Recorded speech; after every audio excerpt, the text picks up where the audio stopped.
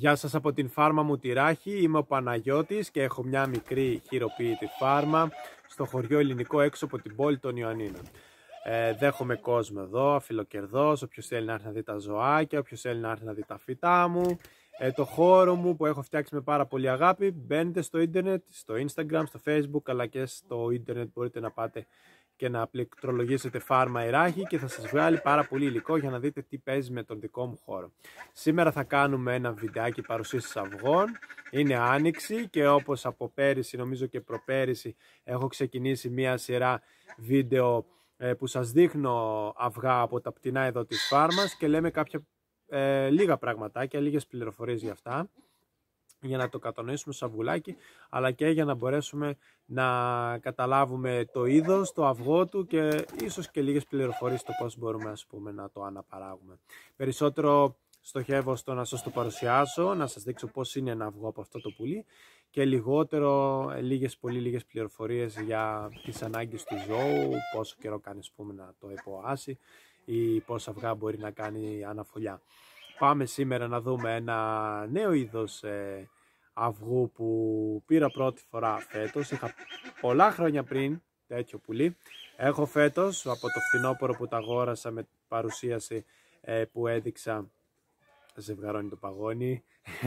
Όπως κάθε χρόνο δείχνουμε, αναπαράγουμε πολλά παγόνια εδώ στη φάρμα. Πάμε να δούμε λοιπόν το αυγό του κολχικού φασιανού. Το έχω εδώ πέρα, έχω 10 μέχρι στιγμής, τα γεννάει λίγο μπερδεμένα. Τα βάζω εγώ μέσα στη φωλιά, μερικά πάει γεννάει μέσα στη φωλιά, μερικά έξω, αλλά μάλλον θα τα βάλω στη μηχανή. Είναι ένα αυγό από κολχικό φασιανό. Ο κολχικός φασιανός κατάγεται από την Ασία και φυσικά υπάρχει και στην Ελλάδα και σε κάποιες άλλες χώρες που έχει εισαχθεί από τα αρχαία χρόνια στις περισσότερες περιοχές. Εδώ στην Ελλάδα έχουμε τον φασιανούς κολχικούς, ο οποίος είναι το υποείδος που έχει η Ελλάδα, που δεν έχει το άσπρο κολάρο και ζει μόνο στο δέλτα του Νέστου. Εδώ πέρα έχουμε το αυγό του, να σας το δείξω εγώ τώρα λίγο έτσι πιο μακριά, γιατί δεν εστιάζει και καλό το κινητό. Είναι ένα μικρό αυγό, μικρότερο από τη σκότας, είναι περίπου παιδιά το μισό από τη σκότας και διπλό από ορτίκι. Εντάξει.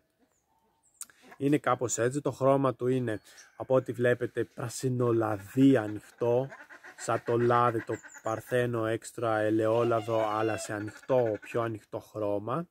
Βλέπετε κάποιοι κολχικοί φασιανοί κάνουν και καφέ αυγουλάκια, εντάξει. Είναι σαν τις πρασινοκέφαλες που κάνουν λευκό και κάπου μπορεί να κάνουν και έτσι προς το πράσινο. Συνήθως είναι έτσι δηλαδή το χρώμα του αυγού του κολχικού φασιανού. Αυτό παιδιά ένα μέσος όρος ζυγίζει γύρω στα 28 γραμμάρια, ακόμα κάτι, εντάξει. Ο μέσος όρος από ένα αυγό κολχικού φασιανού είναι γύρω στο μήκος, ας πούμε, κάπου στα 4,5 εκατοστά περίπου. Και η φασιανίνα μας θα γεννήσει μέσα στη φωλιά γύρω στα 8 το λιγότερο με 15 το ανώτερο, μπορεί να ξεφύγουν και λίγο παραπάνω. Συνήθως όμως είναι 8 με 15 εκεί μέσα ο αριθμός αυγών που θα γεννήσουν στη φωλιά και θα τα κλωσίσουν περίπου για 22 με 25 μέρες, εντάξει, ανάλογα τις συνθήκες, μία μέρα συν, μία μέρα πλην, πάει έτσι πάντα στα πουλιά, μπορεί να κρυώσουν τα αυγά για περισσότερες ώρες και να καθυστερήσει μια μέρα η ανάπτυξη ή μπορεί, ας πούμε, να θερμανθεί πολύ καλά, η φασιανή να μην σηκώνεται και τόσο και να βγουν λίγο νωρίτερα. Οπότε 22 με 25 μέρες συνήθως κάνει ένα κολχικός φασιανός να βγάλει τα μωρά του. Αυτό εδώ παιδιά θα μας γεννήσει μέχρι 15 τέτοια αυγουλάκια ο κολχικός φασιανός, αλλά σε αιχμαλωσία θα μας δώσει παραπάνω. Μπορεί να μας δώσει λίγο περισσότερο από 40. Εντάξει, σε αιχμαλωσία, γιατί τις τα παίρνεις, μπορεί να τις ταΐζεις και αυγοπαραγωγής, φύραμα ή κάποια άλλα θρεπτικές ουσίες, οπότε η φασιανή να έχει συνεχή αυγοπαραγωγή. Τι άλλο να σας πω για αυτό το αυγουλάκι. Αυτό παιδιά τώρα, όταν θα βγουν εννοείται τα φασιανάκια, να σας δώσω και κανένα δύο πληροφορίες για την αναπαραγωγή, μιας και το βλέπουμε το αυγουλάκι εδώ, δηλαδή ανοιχτό, εντάξει. Είναι μισό της σκότας και 2 του ορτικιού, ας πούμε, όσοι έχετε και άλλα πουλιά και ασχολείστε. Αυτό τώρα, μόλις βγουν τα νεαρά φασιανάκια μας, ο κολχικός φασιανός είναι ένα πουλί που μπορείς να το μεγαλώσεις με φύραμα ανάπτυξης για κοτοπουλάκια. Βέβαια καλό είναι να υπάρχει και μια ζωικής προέλευσης τροφή μέσα, μπορείτε να τρίψετε τριμμένο αυγό, να βράσετε δηλαδή αυγά και να πάρετε το σπράδι και να το τρίψετε μέσα στην τροφή για έξτρα πρωτεΐνη, να δώσετε αποξηραμένα έντομα ή κάποιο φύραμα, κρεατάλευρο κτλ.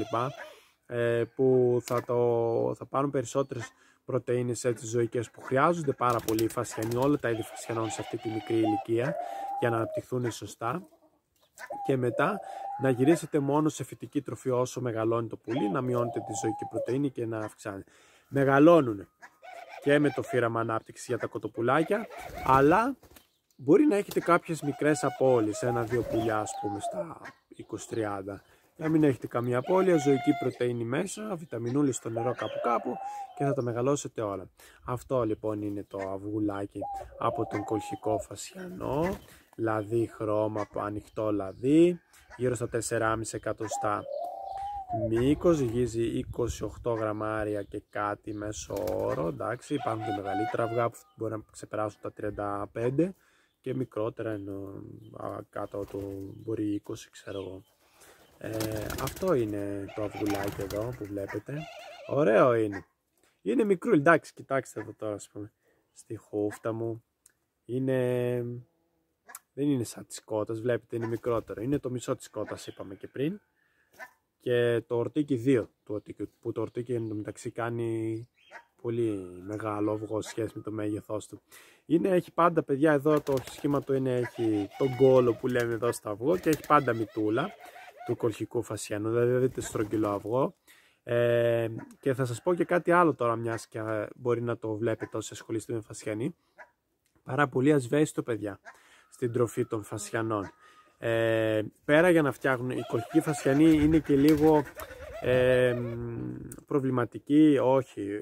Παράγουν κάποια αυγά τέλος πάντων που να έχουν χαμηλό τσόφλι επειδή δεν παίρνουν καλή ποσότητα σβεστή από την τροφή. Τρίβετε τσόφλια μέσα από τις κότες, τηγανίζετε, τα βράζετε, παίρνετε τα τσόφλια, τα τρίβετε μέσα στην τροφή των φασιανών και τα ρίχνετε μέσα.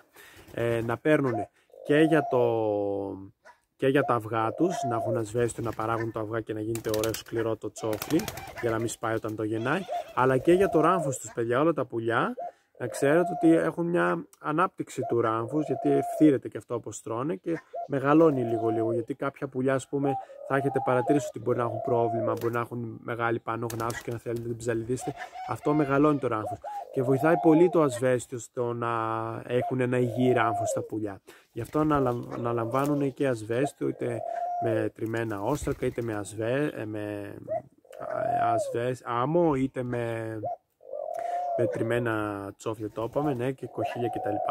Αυτό είναι λοιπόν, να το κλείσουμε το βίντεο, το αυγό κολχικού φασιανού. Μπορεί κάποιοι να μην το έχετε ξαναδεί, κάποιοι μπορεί να το βλέπετε συνέχεια, γιατί μπορεί να έχετε πολλούς φασιανούς. Εμένα είναι το φέτος, πολλά χρόνια μετά που έχω αυγά. Παιδιά, δεν είχα ποτέ αυγά, γιατί είχα ένα ζευγάρι. Ναι, και η θηλυκιά δεν μου γέναγε, την είχα 3-4 χρόνια και εν τέλει μου είπαν κάποιοι ότι μπορεί να ήταν να μην ήταν θηλυκό, δηλαδή να ήταν αρσενικό θηλυκό, αιμαφρόδιτο όπως λέγεται, μάλλον έτσι. Οπότε είναι το πρώτο αυγουλάκι κολχικό, όχι το πρώτο, έχω 10 αυτή τη στιγμή, αλλά είναι η πρώτη χρονιά που παίρνω αυγό από κολχικό φασιανό. Θα τα βάλω στη μηχανή φέτος, γιατί δεν τη βλέπω εξάδευτη, είναι και μέσα στα παγόνια και την ενοχλούν και λίγο αυτή. Αυτό ήταν το αυγό του κολχικού φασιανού. Ελπίζω να το είδατε, να το εμπεδώσετε, να πάρετε και κάποιες πληροφορίες που μπορεί να μην είχατε ξαναακούσει από αυτό το βίντεο και μέσω της φάρμας μου και εμένα. Χαίρομαι πάρα πολύ που με παρακολουθείτε. Συνεχίζουμε εδώ, έχω πάρα πολλά είδη πουλιών και θα σας κάνω και από κάποιες ράτσες παρουσίαση αυγών. Όχι από περιστέρια τα οποία γεννάνε όλο το ίδιο αυγό, αλλά αν κάποια ράτσα, ας πούμε, από τους φασιανούς ή κάποια ράτσα ορτικιού ή κάποια ράτσα κότας κάνει διαφορετικό αυγό, θα σας το παρουσιάζω για να σας λέω και κάποια πραγματάκια μέσα διαφορετικά που ίσως μπορεί να σας βοηθάει. Λοιπόν, αυτά από εμένα, και το αυγό του κολχικού φασιανού το βλέπουμε μία έτσι πανοραμική και ένα λεκέ εδώ πέρα. Τέλος πάντων, αυτό είναι το αυγουλάκι. και θα συνεχίσουμε. Σας έχω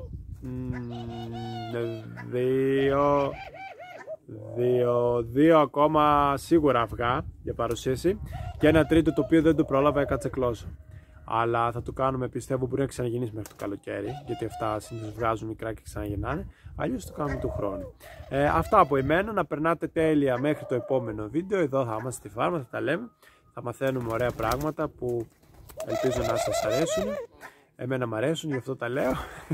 Και όποιος θέλει εννοείται είναι ευπρόσδεκτος και εδώ στο σπίτι μου και στη φάρμα να γνωριστούμε, να του κάνω ξενάγηση στα ζώα μου, στο Υπαίθριο Μουσείο Φυσικής Ιστορίας, να πιούμε ένα καφέ, να χαλαρώσουμε και να πάρουμε μια γεύση μιας διαφορετικής ζωής που ο περισσότερος κόσμος έχει ξεχάσει, έχει κάνει στην άκρη και για μένα έχει κάνει το μεγαλύτερο λάθος της ζωής του. Αυτά από μένα, να περνάτε τέλεια.